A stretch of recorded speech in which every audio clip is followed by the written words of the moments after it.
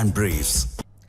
கல்வி, சுகாதாரம் உள்ளிட்ட அடிப்படை வசதிகளை ஏற்படுத்தி தரவே தேர்தலில் போட்டியிடுவதாக திருவிக நகர் தொகுதி வேட்பாளர் பொற்கொடி ஆம்ஸ்ட்ராங் தெரிவித்துள்ளார். சென்னை திருவிக நகர் தொகுதிக்குட்பட்ட கன்னிகாபுரம் பகுதியில் பொற்கொடி ஆம்ஸ்ட்ராங் வாக்கு சேகரிப்பில் ஈடுபட்டார். அப்போது அங்குள்ள அம்மன் கோயிலில் நிர்வாகிகளுடன் சென்று சுவாமி தரிசனம் செய்தார். தொடர்ந்து வீடு வீடாக சென்று இரட்டை இலை சின்னத்தில் வாக்களிக்கும்படி பிரச்சாரம் செய்தார். அப்போது நமது தமிழ் ஜனம் தொலைக்காட்சிக்கு பேட்டியளித்த பொற்கொடி ஆம்ஸ்ட்ராங் கல்வி, சுகாதாரம் உள்ளிட்ட அடிப்படை வசதிகளை மக்களுக்கு ஏற்படுத்தி தர வேண்டும் என்கிற நோக்கத்தில்தான் தேர்தலில் போட்டியிடுவதாக தெரிவித்தார்.